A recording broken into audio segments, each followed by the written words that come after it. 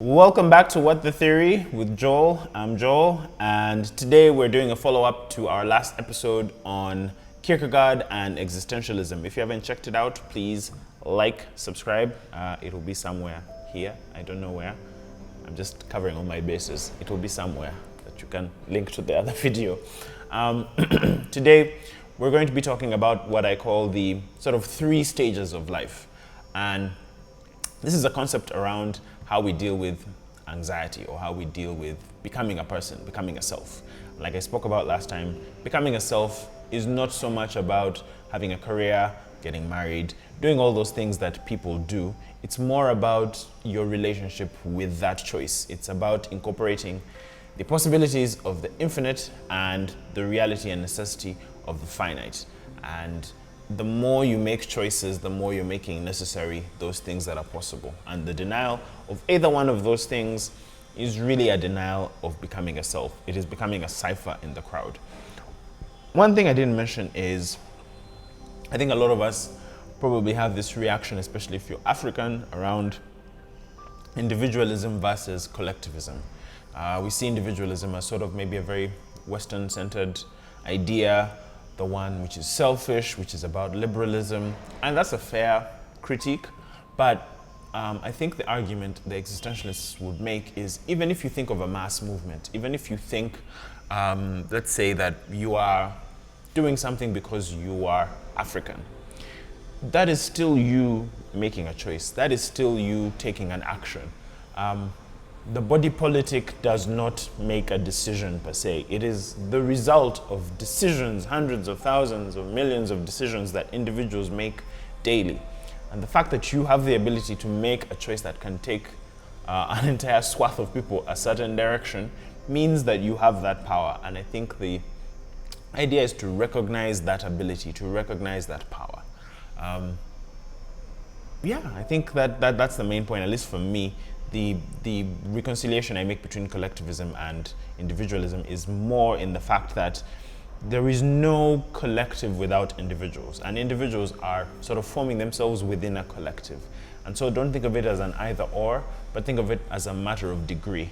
We're looking at the locus of control that an individual has. All right, we got that out of the way.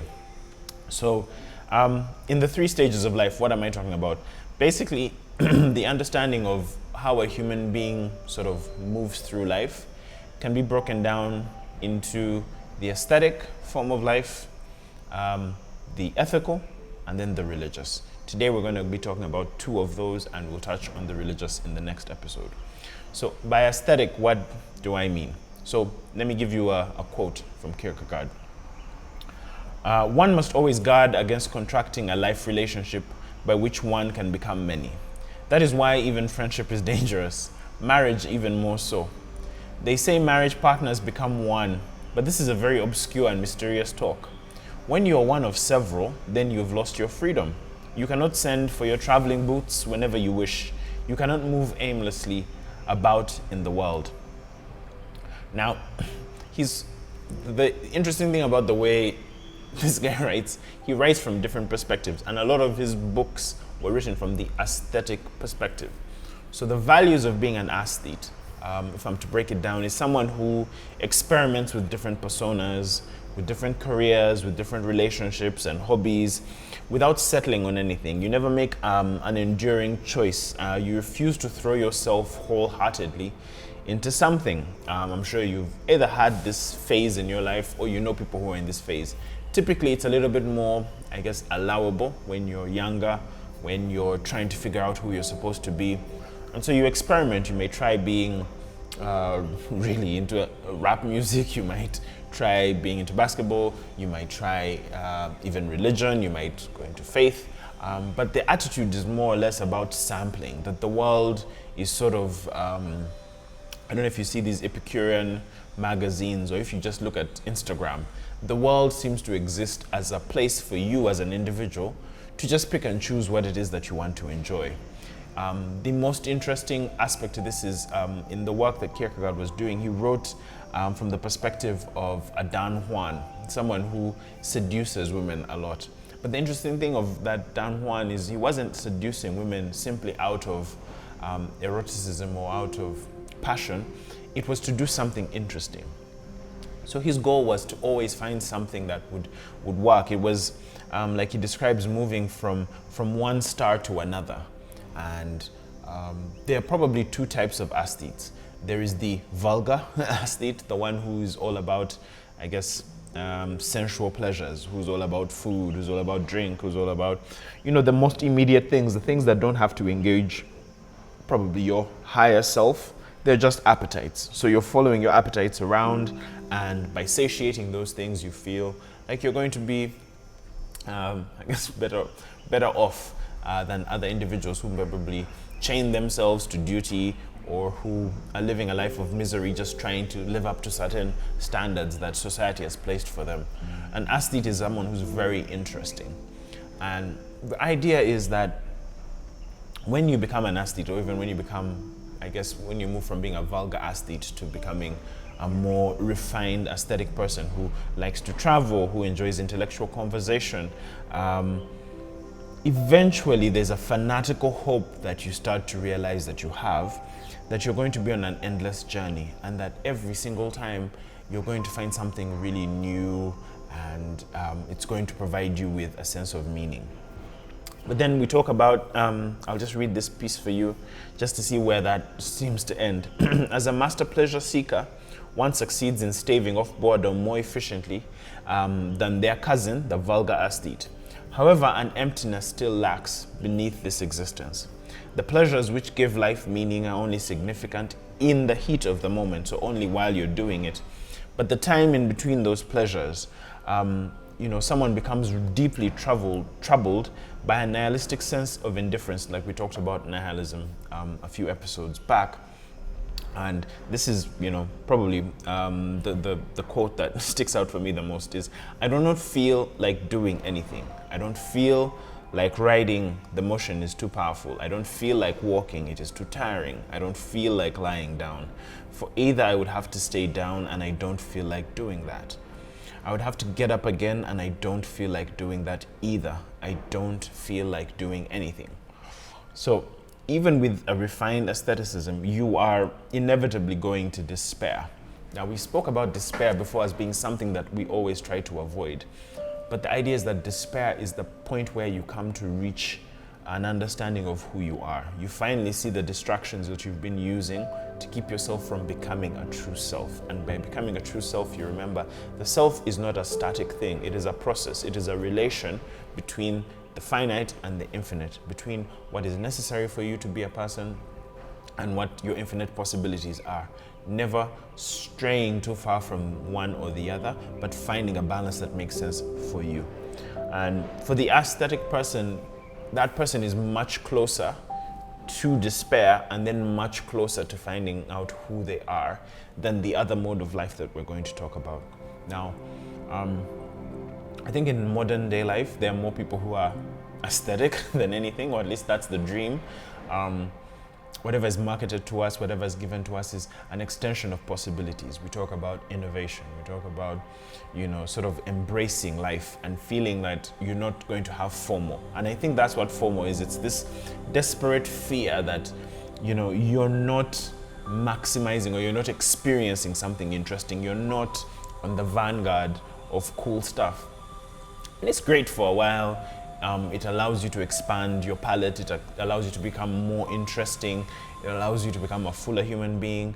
But eventually you realize that you cannot contain all those multitudes within you. You can't pursue both modes of life.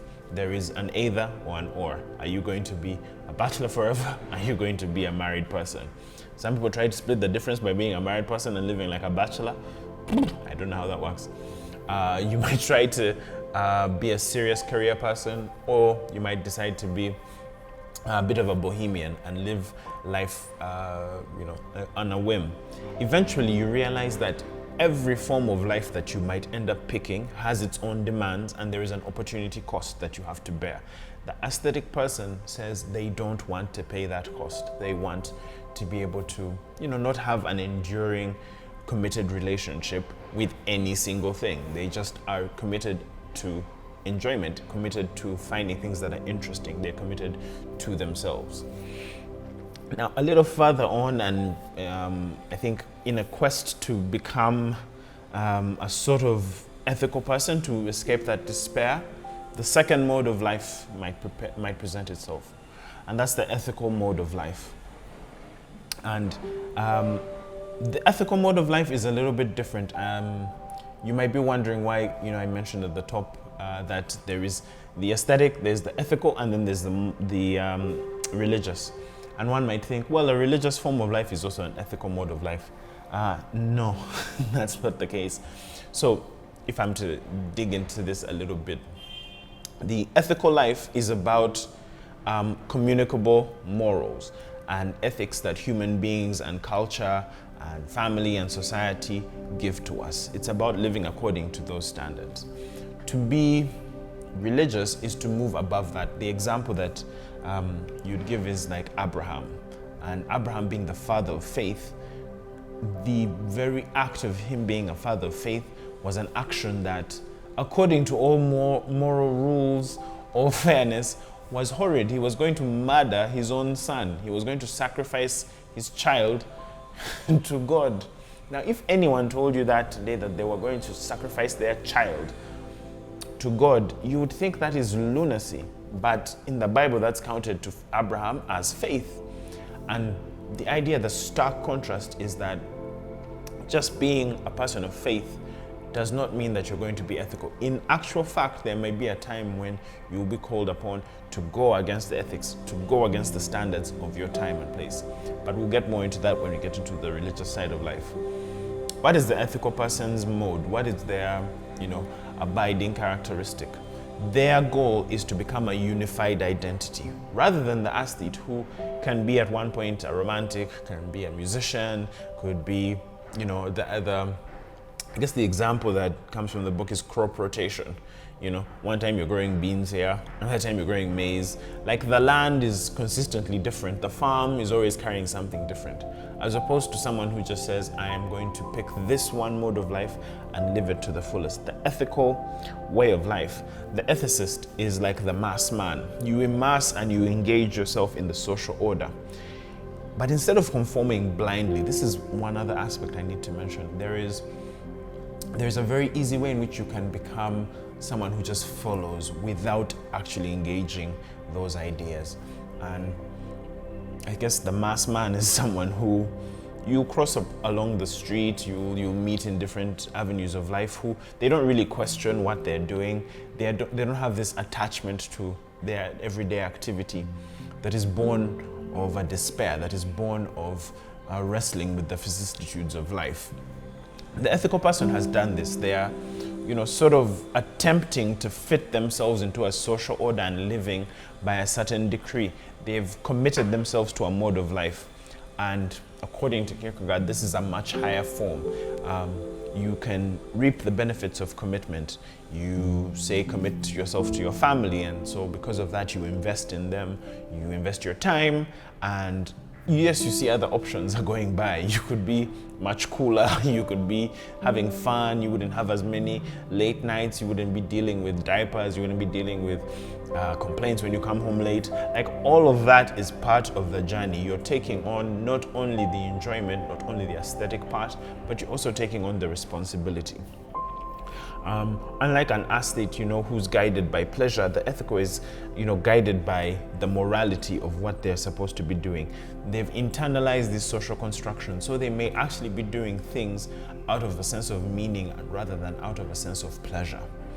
I've talked about these as sort of separate lives, but many of us maybe vacillate between the two. You might be like an 80% aesthetic person, but in another part of your life you're living ethically. Or it could be the reverse that's true, where you have something that you do aesthetically, and then you've got another aspect of your life that you say, I have a guiding principle where I do all of this. And that's usually with people who you find are one way in one facet of life and one in another. So maybe they're a vagabond in their love life, maybe they are doing all kinds of crazy things there, but they're very committed to one job. And you wonder, how is that the same kind of person? Well, they've probably made a decision that, in this area, this is necessity, and in this other area, I want infinite possibilities. So let me read a little bit about what the ethical leads to. Having attained social status, wealth, and power, the ideal ethicist is someone who has attained worldly success and veneration in the eyes of others. But whether that person has attained selfhood is another story. One issue with the ethical view of life is that the convictions and customs of all societies are actually flawed. In one way or another, we are always in danger of harmoniously situating ourselves within something that's wrong. If you talk to a religious person, they'll say God's truth is above all of man's truths. At one point in time, it was a matter of fact that the earth was flat. At one point in time, it was a matter of fact that women were seen as lesser than men, or, pick from all kinds of historical ideas. What are the odds that whatever society you're born into doesn't have those flaws, doesn't have, just merely the kinds of mistakes that we've all agreed upon in this point in time, given our limited views, is correct? So there's that danger of, simply becoming the best version of what the peers around you are thinking about, and never truly seeing for yourself what you think should be the case. And I suppose the idea of philosophy, at least even in this channel, is trying to find out not just knowledge, but finding out what is true for you. I may have my own ideas, you may have your own ideas, but coming to them with an honesty is what is important, so that you can live, I guess, where the internal part of you and the way you perceive yourself and what you act out in the world are in harmony. And to live the ethical life is you are then sort of emptying yourself out and saying, I will situate myself, I will connect myself with this mode of life that every other human being in my culture sort of says is the fact. But again, if you realize that many people are mass men, that means you're just living according to some other person's idea, some person's realization that this is the ethical mode. Why would you say monogamy, for instance, is the perfect way of living? Well, someone at some point in time said, it's the perfect way because you're committing yourself to one person and human beings are just designed to be that way. In another society, someone may be living with multiple wives or multiple husbands or multiple partners, and for them it means that loving on a person doesn't exclude you from having sexual relationships with someone else, or you can love multiple people. Now, between those two, how would you adjudicate between who is living an ethical and right life and who isn't? It just becomes a matter of circumstance. And the question is, are you going to live your life based on the circumstances in which you were born? The aesthetic person is probably closer to breaking out of that mold because they're not living according to what society tells them they're supposed to be. They're living according to their own internal drive and demand. Their problem is that they're just not ready to fixate and situate themselves. Whereas someone else might be situating themselves, living an ethical life, but they've situated themselves in a place that limits their possibilities. It limits the fact that they have actual choices, and they're maybe running away from that dread. And so this is where the responsibility of us having to examine why we're living the lives that we have to live is important. And Kierkegaard's answer is, well, if you examine the anxiety you have, the example is that imagine you lost all that you had. Imagine you lost your job, your wife, all those things which give you that sense of meaning, and you feel that despair at the bottom of you. Will you still say that that was the right choice? If you can rightfully still feel that you're a self, even despite that loss, then it's probable that for you, that was what it meant for you to be a self.